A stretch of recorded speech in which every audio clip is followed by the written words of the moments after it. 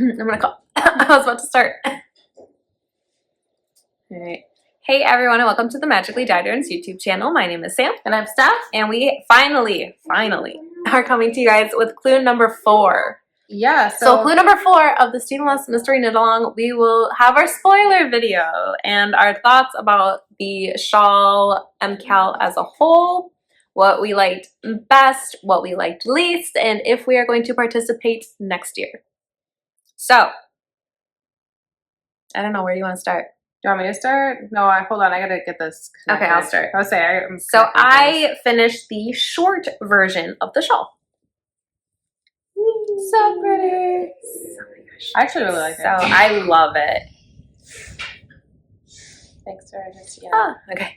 All right. Real quick before we continue, I'm sorry about the audio. I forgot our microphones in my bedroom, and my baby is sleeping, and I am not going to go wake him up to get them. You don't want to go wake him up to get microphones? No, I don't.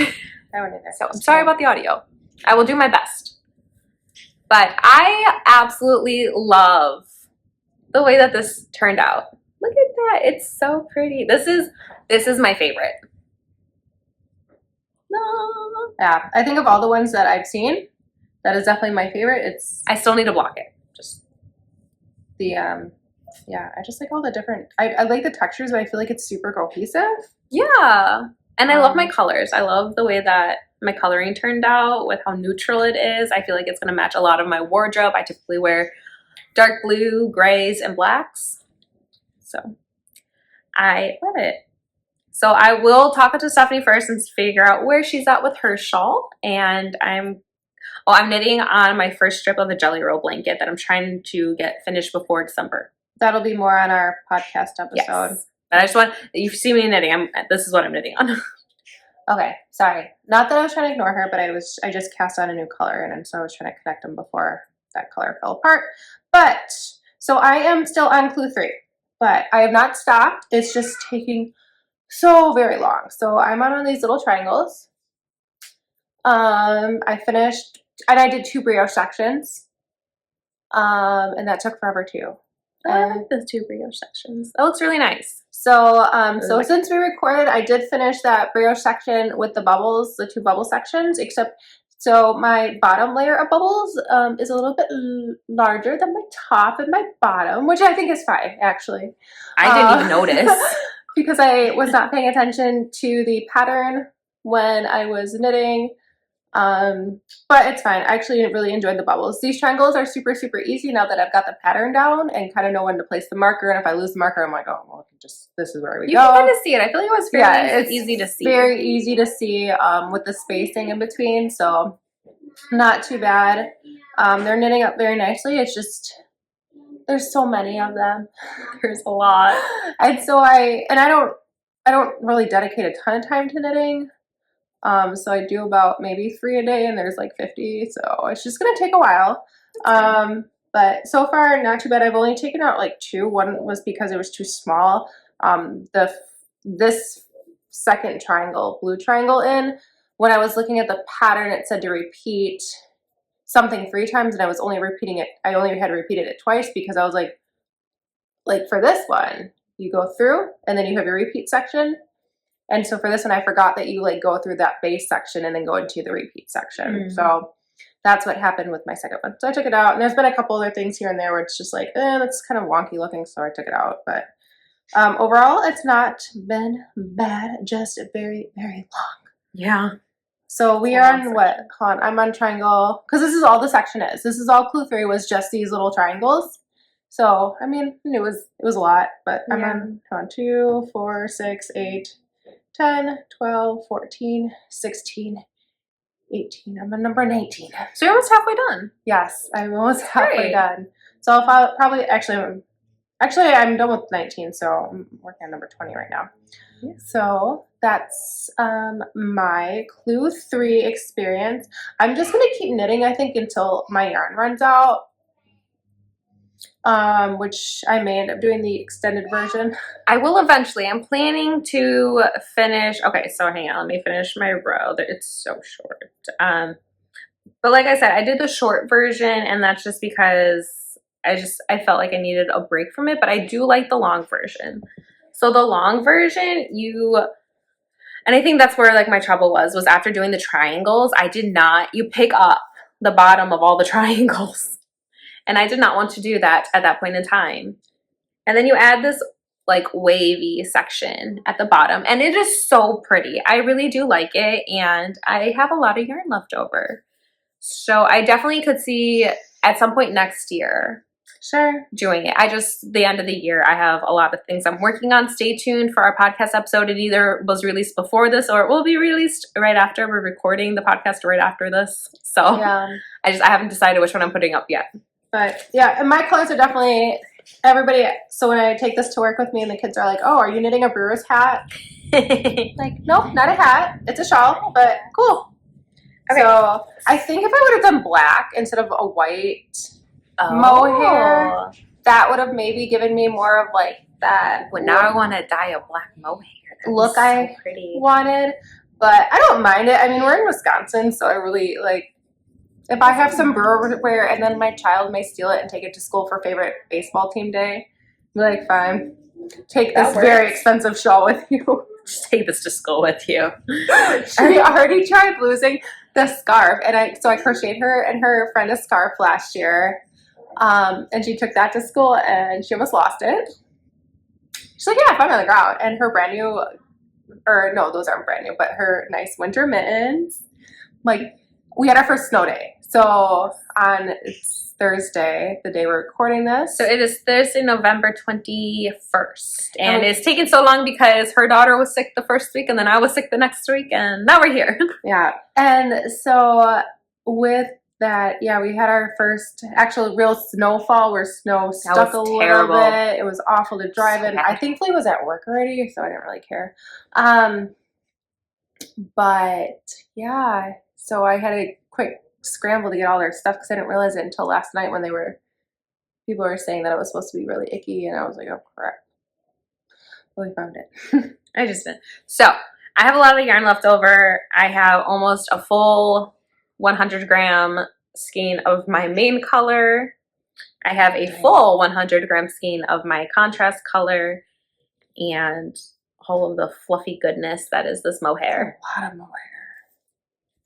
I wonder, because you did it. You added mohair into it. Is that part, like, was it a mohair dare, or did you just feel like adding it? Oh, I just felt like, no, it was a mohair dare. Okay, because I was like. And so this is what I ended with. Okay. And so I had like a little bit, and then I went into this cake, and then this is still what I had left of my contrast color. I want to say this is like a good 10 grams still. Oh, yeah. It's like a good chunk, and I didn't even go into this. So that's why I'm thinking I'll probably go back in and do that longer section because I just have so much left. Well, there's such pretty colors. Like, you could obviously, like, do anything with it. Yeah, but I do like the long version. I like the waves. It's just, I think it's like 600 stitches that you pick up. And I was like, no, thank you. It's a lot. Not right now. Maybe later. Yeah. And I'm actually really happy with the length. Oh, yeah, you can still wear it. Yeah, like still wearable. Now. So but I do really love the extended section. So 4, 6, 8, 10, 12, 13. Okay. I don't know. I don't know. Maybe I'll see how much yarn I have left over once I do that. I haven't touched it yet. I was like, oh, I could knit a really cute tank top with that. Like either stripe it or since I do have 100 grams of my contrast color. Oh, I was like, I could do like a fade. Oh, that'd be really pretty. Like fade my contrast color, and then the body of the tank top would be my main color. That would be really. That'd be pretty. Or I could finish off the shawl. So there's options. There's lots of options of what I could do with all of the yarn that I have left over. Yeah, there is just a lot. So much. Like even my main color. Like I'm kind of running to the end of that finally. And I did rip some back, like when I did all that rip back on clue 1, I think I lost one of those little balls that I had pre-wound up. Aww. Which is fine, knowing how much yarn there's left over. I'm like, I'm not too worried about it. So there's so much left over. Yeah. So I'm curious, which section has been your favorite to knit? Probably the bubbles. As scary as they were to me, once I got into the bubbles, like I liked watching it drop down and go grrr. Although it was the hardest, like if you made a mistake to like go back and fix. Like I figured out how to fix a lot of the mohair issues that I was having. There's definitely some parts that are not great, but for the brioche section. But for my first brioche, I was pretty proud of myself of actually completing 2 full sections of it. Yeah. With my counts not being terribly off. Like when I got to the end of it, like I, marked every 100. I'm like, okay, I was like maybe 3 or 4 stitches off. I'm like, Oh, that's not bad. I'll take that. Like Yeah. that's easy enough to fix. So that has been my favorite. What was your favorite? Me. My favorite. Let me look. Let me look and see. So my favorite look-wise, I love the eyelet section that I added. That's really pretty. I do. I love the way that like the colors play together. I love like the little holes in it. And like how each yarn was just like kind of featured and you could really see it. Yeah. And I also really do like the semicircles that we've started with. Oh, okay. And again, this is not blocked. So some of this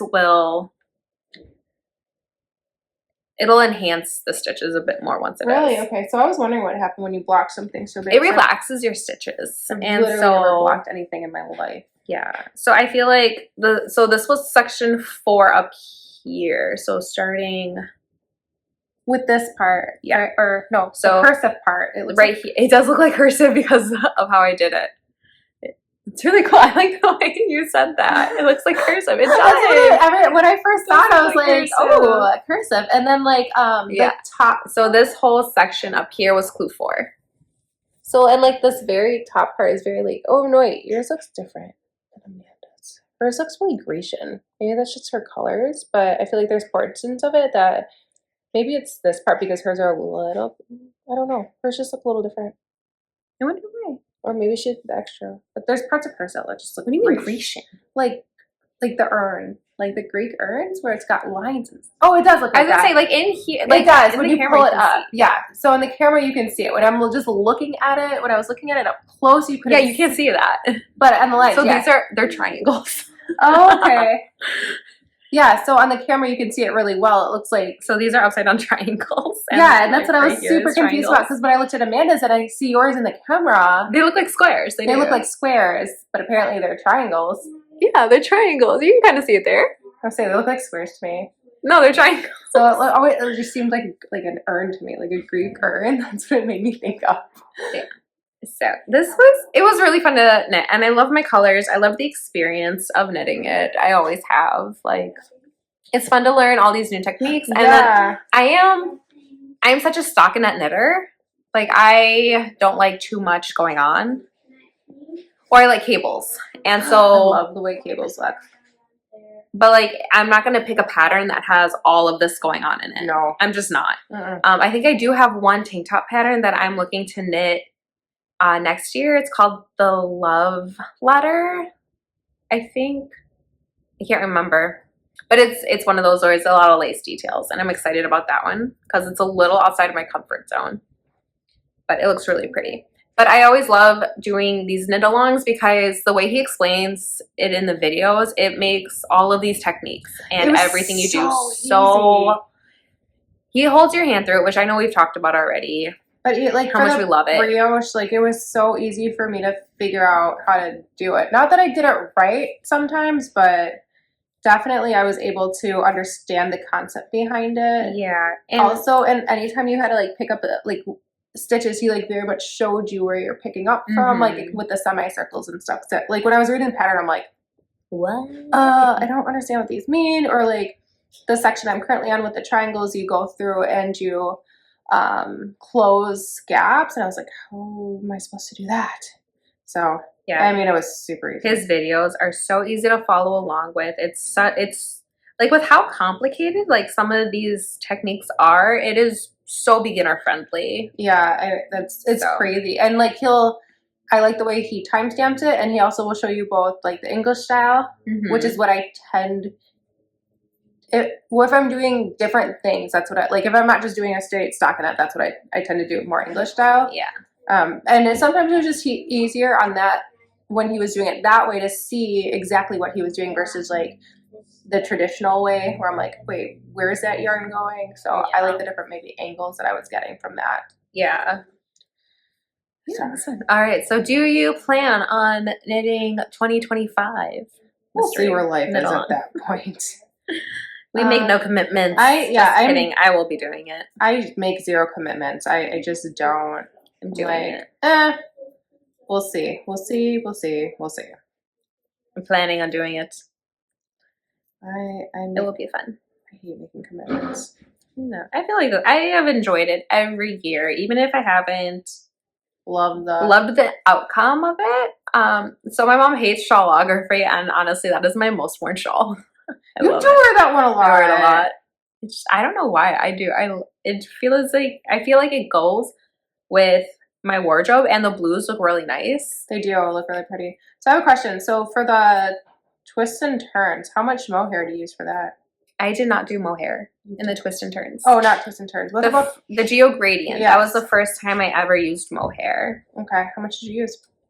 I don't think it was a ton. Because I'm just considering, like, if I have a ton of mohair left over, I did not add a mohair there at that point, and I'm still so far behind in that one. Like, I could go back through and use some mohair for that. So I used it in the eyelet section. Okay. I don't know. I don't have it out here. It's put away right now. Sure. I'm just curious. I know it was in the eyelets, and I don't remember which other section it was in. Okay.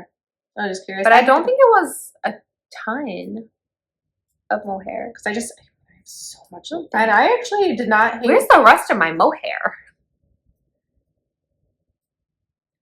I'm going to have to look for that now. I don't know where the rest of that mohair is. Excuse me as I keep just throwing stitch markers in my mouth. I feel like everyone does that.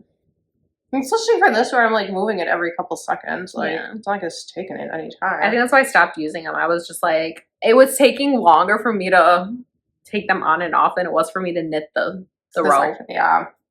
And I was like, no, thank you. I'm just so unsure of myself at the time, and I get really easily distracted. Like, I keep trying to knit this, and it's a slip. I don't know why I keep trying to knit. Don't knit it. All right. So let us know if you participated in this year's Mkal. Are you going to do it next year? If you enjoyed it, and are you going to do it next year? Oh, and we'd love to see your finished product. Yes. So tag us on Instagram if you want to. I'm too lazy to actually. I do look on our Instagram. I'm on it a lot. It's just I don't post a ton because I never know what to post. I'm trying to do better. I'm trying. I'm also trying to do better on Ravelry, and I'm trying. I'm a work in progress. I don't do anything. I did post my finished clue too. You did. Yeah. I was proud of that. That was something. All right. So we are now done with this segment. We will do it again next year if we both decide to knit it. Yeah. I'll do it next year. If nothing else. I'm sure you'll do it. I may. Just maybe slower. And that's fine. Let's see. Yeah, I'll continue to post updates as we do our monthly update. Yeah. And she'll also post on Instagram, so please be sure to follow. I know words. So be sure to follow us over there on Instagram. We are at Magically Dyed Yarns. Everywhere. All right. So we are going to go record our podcast episode, which it's going to have way more information. This was literally just our shawl. So lots of other projects that we're working on, that I'm working on. And I got this giant shawl I'm working on. So be sure to check that out if you have not already. And we will see you whenever you tune in again.